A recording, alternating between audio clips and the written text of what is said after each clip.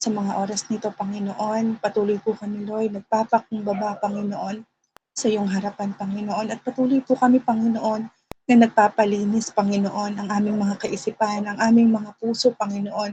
Kung may nakikita ka man, Panginoon, na bahid ng kasalanan, Panginoon, pag-iisip ng hindi maganda, Panginoon, o kaguluhan, Panginoon, sa aming kaisipan, Lord, patuloy mo kaming linisin, Panginoon, at ayusin mo, Panginoon, Lord God, ang lahat ng ito, Panginoon, sa iyong harapan, O God. Patuloy ako, Panginoon, nagpapaayos, Panginoon, sa iyong harapan, Lord God. Tunay nga po, Panginoon, na apart from you, Panginoon, I am nothing, Panginoon. Ano man yung meron ako, Panginoon, ito'y walang kabuluhan, Panginoon.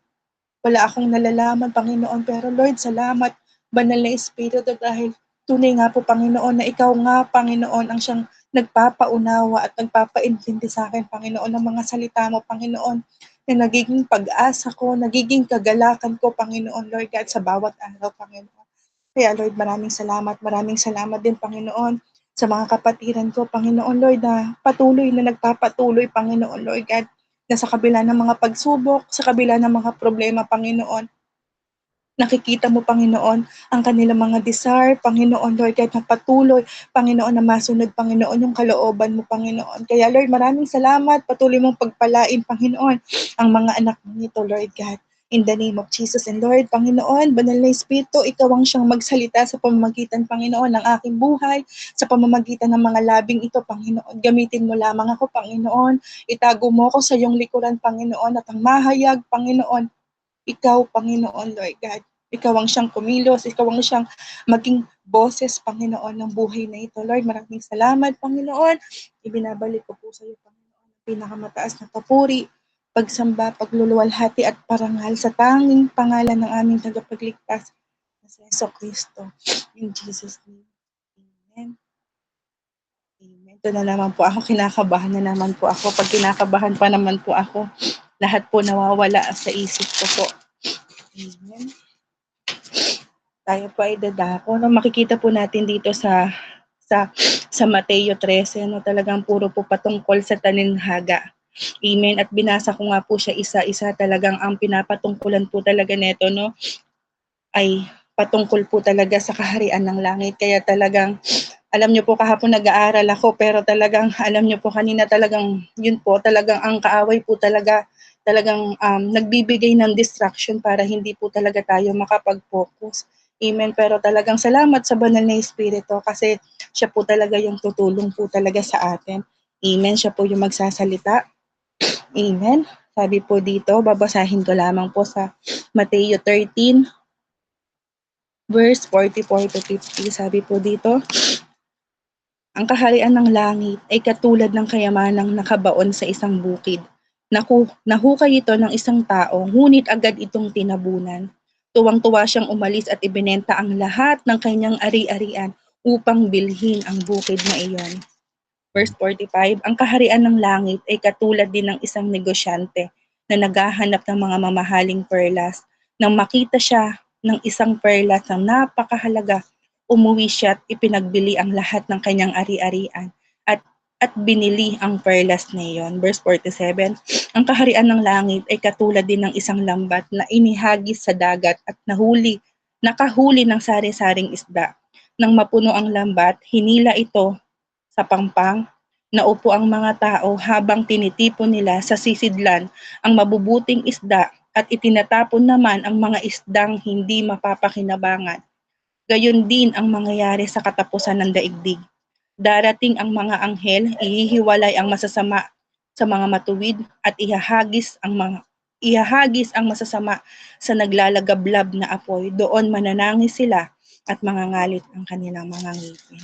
Amen. Tayo po muna ay dito sa 44. Sabi po dito, no, ang natatagong kayamanan o yung hidden treasure. Amen. Sabi po dito, ang kaharian ng langit ay katulad ng kayamanang nakabaon sa isang bukid. Nahukay ito ng isang tao, ngunit agad itong tinabunan. Tuwang-tuwa siyang umalis at ibinenta ang lahat ng kanyang ari-arian upang bilhin ang bukid na iyon. Maraming salamat, Panginoon, sa salita mo. Dito, no, I believe po, no, naniniwala po ako na ang bawat isa po sa atin, amen, natagpuan po natin yung natatagong kayamanan. Kung bakit tayo ngayon nagsasama-sama, kung bakit tayo naglilingkod, kung bakit tayo nagpapatuloy kahit maraming pagsubok. Amen. Kasi natagpuan po natin yung pinakamahalaga sa mas mahalaga. Amen. At ito po, di po ba yung sinasabi ng Panginoon, yung kaharian ng langit, ito po yung gospel. Amen. No? Naalala ko lang po, no? Nung unang-una, yung unang-unang narinig ko po, yung gospel, yung salita po ng Diyos, yung sinasabing magandang balita. Alam niyo po, no? Yung para bang, nung time kasi na hindi ko pa po naririnig yung gospel, talagang, alam niyo po yung buhay ko ay namumuhay ako doon sa puro reklamo na bakit ganito yung buhay ko, yung parang bakit ako laging nagtitiis, bakit ganito yung nararanasan ko sa asawa ko. Talagang namumuhay po ako sa kadiliman. Pero nung time na inalaw ng Panginoon na marinig ko po yung gospel, doon ko po nasilayan yung pag-asa. Nung narinig ko po yung magandang balita, kumbaga parang doon po ipinaunawa sa akin ng Panginoon na yung gospel pala na yun, yung magandang balita pala na yun, yung word of God na po pala na yun, is yun po pala yung parang magpaparealize sa akin na dahil dun sa salita ng Diyos na parang kaya kong kalimutan, yung parang kaya kong kalimutan yung lahat na pangit na nakaraan ko. Yung bang parang, di ba kasi dito, yung parang, yung kaharian ng langit, alam po.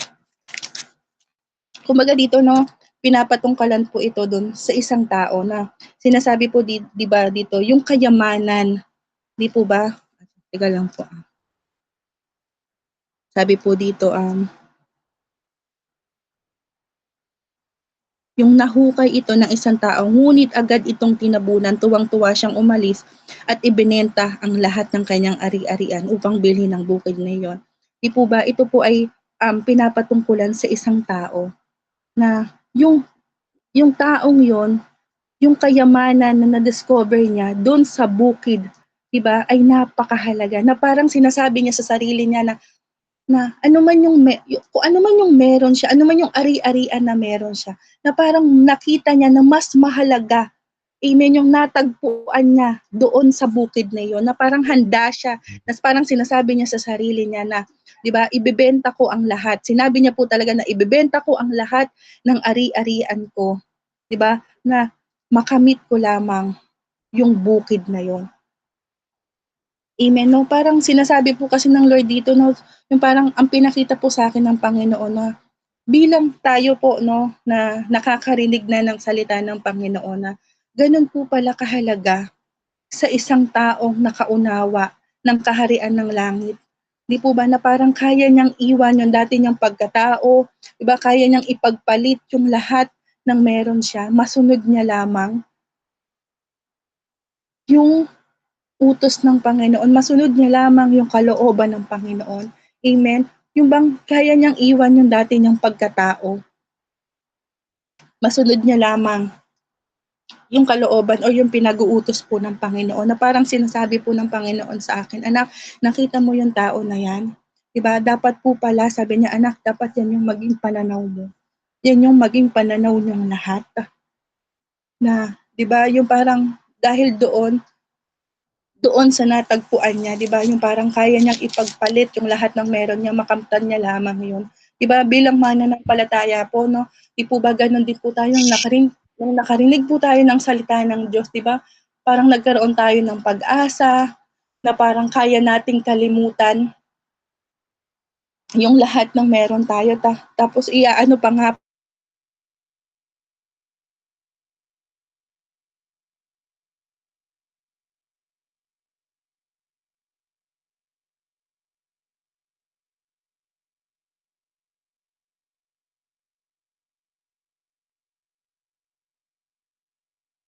Hello po. Nawala yata si Sister Jane. Nalalaglag. Hirap din po kasi ang signal doon sa kanilang lugar. Ayun nga, nag-left the call. Opo, papasok po ulit yun. Pakihintay na lang po mga kapatid, umanhin po.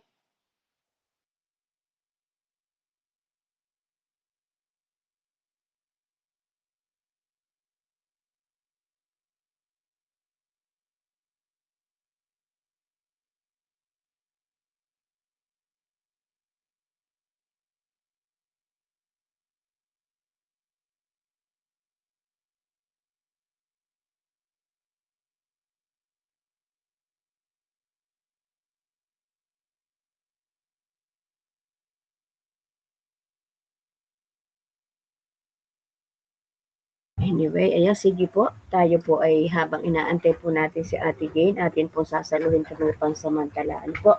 So, para po tayo ay makapagpatuloy at hindi po na masayang ang ating oras. Ano po. So, dito nga po sa ating pinag-aaralan, ito nga po yung tatlong bagay na nakita natin, mga kung saan ay parabola o talighaga na kung saan ay kung sa itinuturo sa atin ng ating Panginoon. Ano, yun nga pong natatagong kayamanan, perlas na mahalaga, at lambat. Ano, dito po sa atin pong parabolang ito, ano po, makikita po natin, dito sa chapter 13 ay panay po mga talinhaga o parabola ang sinasabi at mismo ating Panginoong Jesus ang nagtuturo po dito. Ano po? So, andito nga po dito ay sinabi nga po na dito, nabasa po natin, ay dito na sa natatagong kayamanan. Sabi nga po, ito nga po yung sinasabi na kung saan makita po natin, ito nga po yung ating sinasabi kanina na ating kapatid, na ito po yung paghahari ng ating Panginoon. The kingdom of heaven, na kung saan is more valuable than anything else we can have. Ano, ito nga po yung binanggit kanina ng ating kapatid na tunay nga po na kung saan ay napaka-bless po natin na kung saan sa panahong ito, itong kahariang ito ng ating Panginoon ay atin nga pong napagninilayan. Walang iba sa pamagitan ng kanyang salita. Ano po?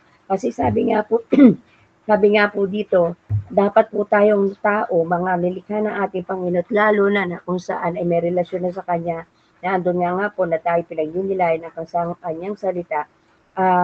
Sabi nga po, kailangan po natin willing tayo na ibigay po natin na kung saan ang lahat sa buhay po natin sa ating Panginoon. At sabi nga po, itong talinhagang ito yung natatagong kayamanan, ano po, na kung saan ay dito sa verse 44, na sabi nga po ay isang mayamang o yung kayamanan nakabaon sa isang bukid, ano, at nakahukay nga daw po ito na isang tao at tinabunan muli. At dahil sa kanyang kagalakan ay humayat pinagbili ang kanyang ari-arian at binili yung bukid na iyon natagpuan niya. So, dito po sa ating kapanahunan mga kapatid na tayo po ay tunay na napaka-blessed dahil yung kaharian ng ating Panginoon, ang ating tinutuklas, patuloy natin pinagninilayan sa pamagitan ng kanyang mga salita. Sa bawat pag-aaral po natin, ano po, kung tayo nga po ay nagkakaroon ng comprehension, ano po, at nagka-meditate ng ating pag-aaral ng salita ng Panginoon, ay makikita po natin kung paano nga po napakahiwaga ng kanyang salita.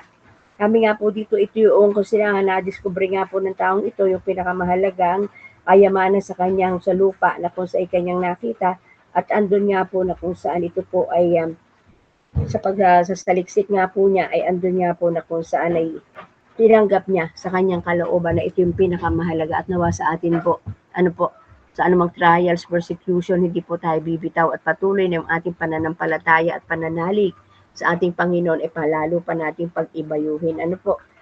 Sabi po dito sa ating pinag-aaralan, dito naman sa 47 hanggang 49, ito po yung parabola ng isang lambat. Ano po? Sabi nga po, perlas na mahalaga. Kumbaga ito po yung kung saan ay pinakita nga po dito sa verse sa 45 po muna, ang sabi nga po dito ay pinakita nga po dito yung gayon din naman paghahari ng Diyos ay katulad ng may isang mga ngalakal na naghahanap ng mamahaling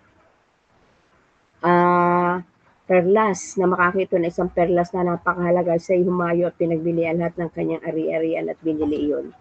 Sa atin nga po, kagaya po namin, natin na tayo po yung nagbabahagi ng salita ng Diyos. Kaibahan nga lang po sa atin, nasa platform tayo kaysa sa face-to-face. Sa face-to-face po kasi, mararanasan po natin talaga na tayo ay i-dishonor. Ano po, yung hindi respeto, igalang, laitin ka. Pag kumbaga andun ka na nag-aantay, ay sila pa yun na kung saan ay, sige, kumbaga yung hindi ka talaga papansinin.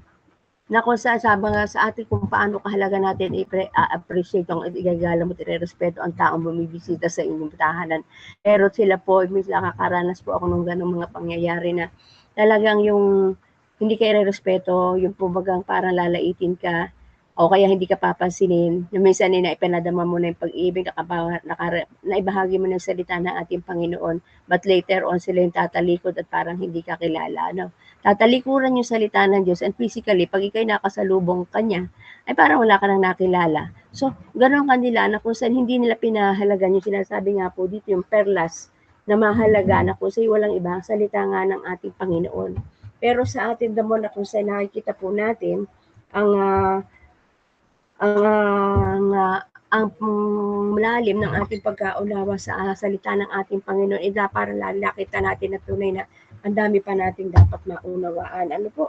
Kaya nga dito po ito talaga sabi ko nga po, ayan, kagaya nga po niyan, mga pangyayaring testimony ng ating mga kapatid, yung kagaya nga po yung control, self-control, yung bunga sa buhay ni po si Ma'am Andrea, na kung saan ay ginamit ng Satanas ang mismo kaanak niya, si Nika, na kung saan ay andun nga po, nakita po natin yung wall of fire protection ng ating Panginoon para sa kanya, ay talagang naranasan ng kapatid nating ito, di po baga? Kaya ayun po ang ating makita. Okay, Ate Jane, are you ready po uli?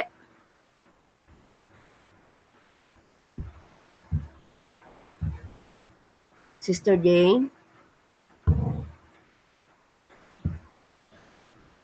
Hindi pa siya nagsasalita.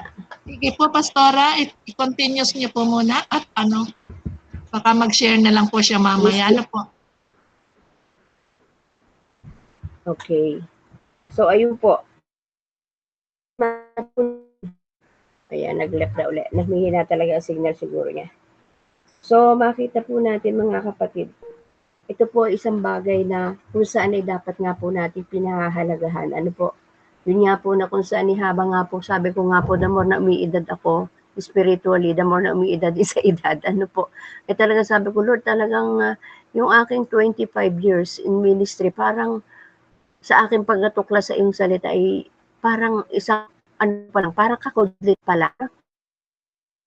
Talagang sabi nga po ay yung ating nauunawaan, narinig, before na simulan tayo maging Kristiyano, ay mas kakaunti pa sa dapat nating maunawaan na hindi pa natin alam.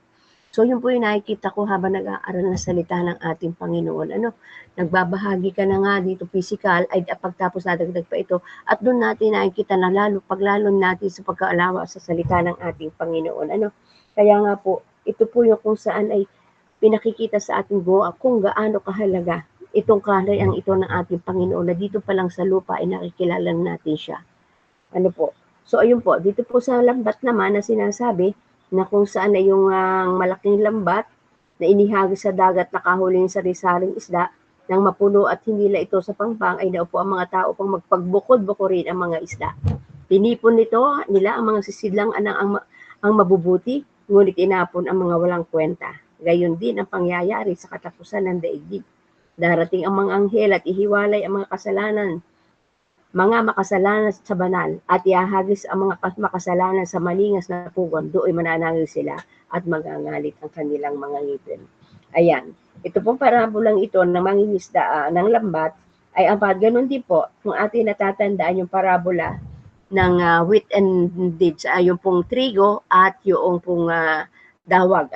Magkasingulugan din po ito, parang may similarity po sila. Na kung saan natin, we are to obey God. Kailangan po natin tunay na pagsunod sa ating Panginoon at ibahagi sa kabutihan niya yung kanyang grace. Sabi nga po dito, we are to obey God and tell others about the grace and goodness. Diba? But we could not dictate who is part of the kingdom of heaven, who is not. Diba? Ginagawa nga natin, diba sabi nga po dun sa wheat, yung trigo at yung mga dawag, na kung sabi nga po ay wag nating alisin, hayaan nating tumubo. At yun nga po, pinayaminsan ang ating Panginoon, hinahayaan na nga po niya ang mga makasalanan para sila bigyan ng pagkakataong makakilala sa Kanya, magsisi. At pero ang sabi nga po dito ay ano ang mangyayari sa katapusan ng daigdig? Darating ang anghel, ihiwalay ang makasalanan at ang mga madal at ihahagis ang mga kasalanan sa maningas na pugon. At dito po para nga po nakikita po natin sa ating titingnan natin ang kapaligiran ay talagang makikita nga po natin na kung saan ay kagaya nga po ngayon may kausap po ako sa messenger. Meron po kami isang kaanak na kung saan ay namatayan ng isang 26 years old lang na batang lalaki. Ngayon lang po namatay habang tayo nag-uumpisa dito. Ngayon din pa kanina pinababasa ko na kayo kanyang mga messages, mga post niya, Panginoon, pagalingin mo siya. Sabi ko, Lord, kung kailan talaga makikita natin na kung saan may problema, kung saan talaga, kasi minsan makikita mo naman sa mga post nila kung anong quality ang person sila, na kung saan ay kung ano-ano mga panghuhusga, ayan. Pero pag ganito may mga problema, ay makikita mo doon tumatawag sa Panginoon at ang kanila pong Lord, pang binabanggit, Lord, ay small letter, ay sinong Lord bagay tinatawagan. Kaya dito po natin makikita na kung saan ay yung mga ganong sitwasyong dumarating, ano po, yung pabagang kung kailan lang may kailangan sa ating Panginoon sa katatawagin. Di ba tayo naman every now and then, lagi natin tawag ang ating Panginoon at pag dumating ang ating mga pagsubok ang trials, abay talagang matatag natin hinaharap ang mga trials na iyan, yung katatagan. Yun ang kaibahan natin. Kaya nga po dito, sabi nga po na tayo ay hindi naman dapat natin kapag malaki, kundi dapat andun nga po yung ating pananalangin. Kaya nga sabi ko kanina sa aking message sa kanya, take courage, insan. Sabi ko gano'n, sabi niya, tapos please, pag-pray mo kami. Sabi ko, mag-pray tayo. Sabi ko gano'n, let's pray together. I-message ko lang yun sa kanya. Tayo mag-pray, panalangin na. Kaya lang, ngayon na nga lang, bago tayo mag-umpisa, nakita ko na lang na, ayun, wala na daw yung batang yun na 26 years old na kung saan ay housekeeper sa isang hotel dyan sa Pasig na kung saan ay gusto mag-abroad, mag-asisiman. Kaya lang, nung mag-medical, doon lang niya nakita na meron siyang leukemia. So, ganun kadali.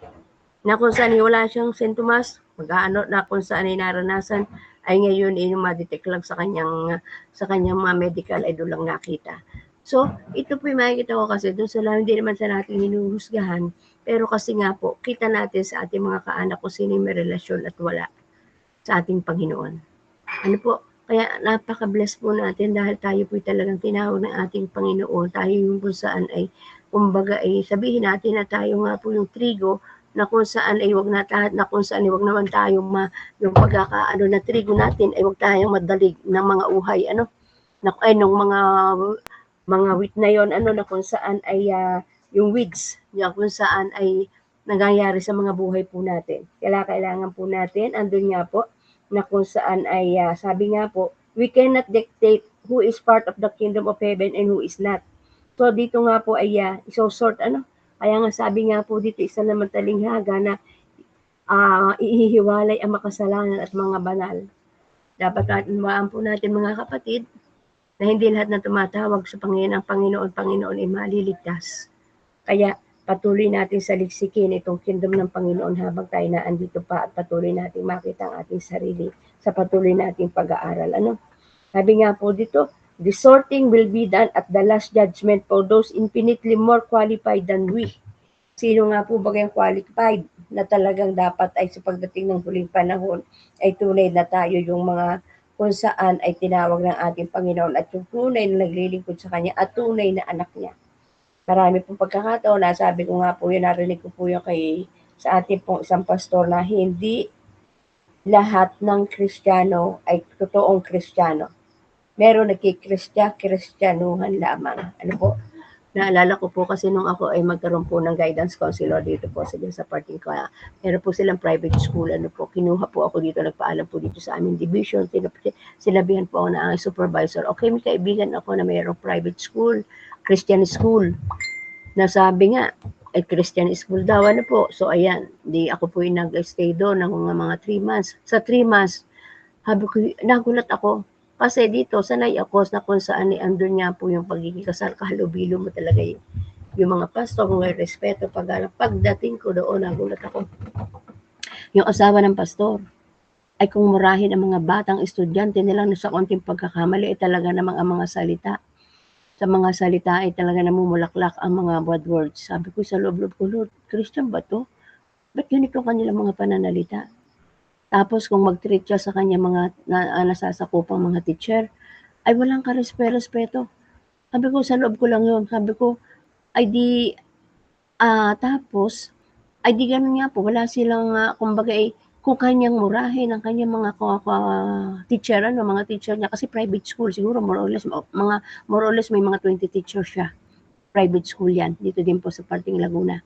Na kung saan ay sabi ko, bigla ako nagulat sa environment na akin naratiran. Kasi dito, hindi naman sa pagmamalaki, pero andun po yung respeto sa bawat isa. Andun yung galangan. Ay, doon talaga hindi mo mapil ang respeto. Hanggang sa tumating yung time na kung saan ay talagang sabi niya, at ang hindi sabi nga, Christian, every Sunday, meron silang pag-worship. Pero sila lang pamilya. Minsan nga po, nakita ko na merong activities ng school, ay yung tatay, yung pinakang pastor, ay siya yung pinakang speaker, meron silang PowerPoint. Ay yung mga anak niya, mga grade 12, ay narinig ng isang judge na isang speaker daw kasi may mga activities nga na kunako yung judge ay kalapit hindi alam na yun ni anak noong pastor na yun. Sabi nung isa, magkalapit sila na may hawak ng PowerPoint. Sabi daw nung isa, ano ba yung pinagagawa ni daddy? Ay, sabi nung isa, ay ewan ko ba dyan sa hinapuy, ano ba yun? Hinayupak na yan. Parang ganong words. Sabi daw, nagulat daw yung sinabi sa akin. Ay, mga anak ba yun ng pastor? Ba't gano'n ang salita? So, yun ang sinasabi natin. Na hindi lahat ng Kristiyano ay totoong Kristiyano. Ano po, kaya ako gulat na gulat, pero praise God, 4 months lang ako doon. Dahil kumbaga, hindi ko take yung ganong mga attitude, na kung saan ay sinabi nga na sila ay mga Christian, pero the way they treat yung mga estudyante, kung murahin, ay mga batang grade 7 to 10. Ay ika-counsel mo nga siya, pangangaralan mo na naman nga sila. Kumbaga, halimbawa, nagkamali lang sila, o bawal ang cellphone, bawal ang gumamit ng cellphone. O pag may nakita kang gumamit ng cellphone, check mo sila, pagsasabihan mo sila. Ay yun naman pinakamay-ari, ay gano'n ang attitude and character. So sabi ko, ay hindi ko natagalan. Sabi ko, babalik na lang ako dito sa aming division. Kaya yun po, watch out po tayo. Baka po kasi tayo ay akala natin ay tayo matuwid na kung saan ay yung pala pagdating ng panahon ay yung po sinasabi na ang ating Panginoon ay darating dito sa Bible at pinag-aaralan sa ating verse ngayon ay gayon din ang mangyayari sa katapusan ng daigdig. Darating ang mga anghel at ihiwalay ang mga kasalanan at mga banal at ihahagis ang makasalanan sa maningas na pugon, doon magnanangis sila at mangangalit sa kanilang mga ngipin. Kaya nga po tayo pahubog. Patuloy natin yung ating mga character, attitude, paayos po natin sa ating Panginoon. Kasi kung tayo lang, talaga hindi natin kakayanin because we are still living in this world. Itong mundong ito ay maraming tuksong ginagawa si Satanas at mayroong kaunting butas na makita sa atin ay tunay na yun po ang gagawin ting ground ng kaaway para tayo hatakin. At yan ang yung share ni Ma'am Andrea kanina. Yung pinagsalitaan siya ng mismo kanyang kaanak. Di ba? Dahil po siya napuspos ng banal na espiritu, ayun. Di ba? Hindi niya pinatulan. Tunay na yung makikita po natin na yung pagkokontrol, yung bunga ng banal na espiritu ay binibigay sa atin. Kaya po, ayun, purihin po ating Panginoon na kung saan ay tayo po, itong mga parabolang ito ay pinakikita kung gaano kahalaga sa paghaharian tayo ng ating Panginoon. Kung paano napaka-importante sa atin na kung saan sa ating pag-aaral, hindi basta po natin narinig, sabi nga po, ito po yung sinasabi na kung saan yung knowledge na kung saan tayo po ay nagkaroon lang tayo ng information about the Word of God. Kailangan po pag narinig natin yun, i-comprehend po natin, i-meditate. At pag na-meditate po natin yung salita ng ating Panginoon, doon po papasok yung wisdom. Na kung sa pag sinabing wisdom, yun naman yung ating isasabuhay na, lalakaran na natin. Kaya po pag sinabing knowledge, transformation, and then comprehension, and then saka papasok po ang wisdom, doon po yung ating gagamitin na po natin. We will walk kung paano po yung ating lalakaran natin, kung ano yung ating nabasa at narinig. Ano po, makita sa atin na tayo po ay tunay na Kristiyano. Ano po, huwag po tayo kagaya ng parabola na kung saan ay wheat and weeds, sabay magkakasama tayo ngayon sa mundong ito, na kung saan ay sabi nga po hindi pinaputol ng may-ari, hinayaan na mamunga, makasabay na kung saan makihalubilo, makagsama yung wheat and weeds, yung trigo at saka yung mga uhay na kung saan ay masamang damo. At unique sa atin po ngayon sa kapanahonan. Nagkakasama natin, nakasama po natin ang mga ganong mga person, pero dapat makita po natin na sa merong huling panahon. Ano po, yun nga po yung sinasabing iahagis ang mga makasalanan sa manigas na pugon at nawa po hindi po tayo makasama doon at tuloy na maging matuwid po tayo at pagdating doon sa inihahanda na sabi ng ating Panginoong Hesus na marami siyang silid na inihahanda ay doon tayo magkikita-kita. Dahil yun naman talaga kaya nga tayo nag-aaral ng salita ng Diyos, ay para nga po yun sa panahon na hindi pa natin nakikita, sabi nga po ng salita natin, Panginoon, hindi narinig ng tenga, hindi nakita ng mata ng sino man yung inihahanda ng ating Panginoon sa bawat isa sa atin na nananampalataya at naglilingkod sa Kanya. At nawa, lahat po tayo ay tunay na makasama doon. Siyempre kasama lagi natin ang ating mga mahal sa buhay na ating pinagpe-pray na at yun atin pong nababahaginan yung atin pong kung paano binabahagi natin sa iba. Ngayon ang ating tungkulin na ibahagi sa iba ang kanyang salita. So sa gawain po natin ito, tayo po ay magpapalakasan. Hindi po tayo magmamagalingan, kundi andun nga po na tayo patuloy na magpaalalahanan, magpalakasan ang atin po at ito po yung para po tayo ay tunay na sa ganito mga pagkakataon ay tayo ay maging anak tamay ng ating Panginoon. Kaya po, ayun, sa ating pong itong ating napag-aralan na pagnilayan, natatagong kayamanan, ang perlas na mahalaga, at yung salita ng ating Panginoon, at yung lambat na kung saan, ito po na kung saan ay, doon po sa lambat na yon ay makasama po tayo. Doon sinasabi nga po na kung saan ay yung sa pagbubukod-bukod ng isda, ay naandun nga po na hindi tayo itatapon, bagkos tayo po ang nakasama doon sa katapusan ng daigdig na sabi nga po ay yung may mabubuti at may masasama. So mga walang kwenta, hindi po tayo kasama doon sa walang kwenta, kundi patuloy po natin pahalagahan ang salita ng ating Panginoon. Ayan po rin po ating Panginoon, hindi na po yata nakapasok ang ating kapatid.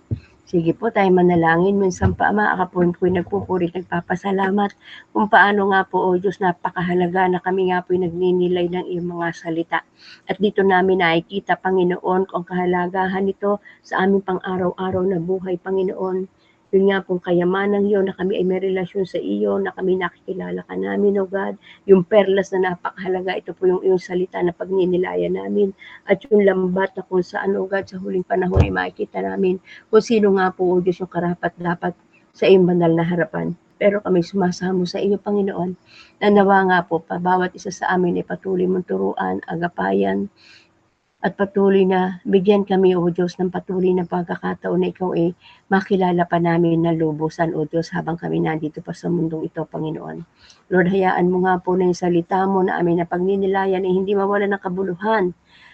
O God, gaya ng sinabi ng iyong mga salita.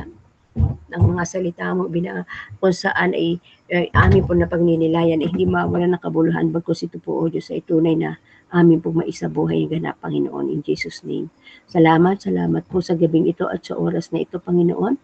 Tunay nga po na makapahinga kami ng payapa sa buong magdamag at sa buong maghapon pa ng aming mga kapatid na nasa ibang bansa. Salamat sa iyong malabay na pakpak na patuloy namin ina-acknowledge, O God. Salamat po sa iyong pag-iingat at proteksyon. Salamat po sa wisdom and knowledge. Salamat for your holy presence, O Holy Spirit, Panginoon. Patuloy nga po, Diyos, naturuan mo kami ng ayon sa iyong naisin at kalooban. Ito po ang aming panalangin na may pagpupuri, pasasalamat, pagdakila sa iyong banal na pangalan, O Diyos, sa pangalan ni Jesus. Amen and amen.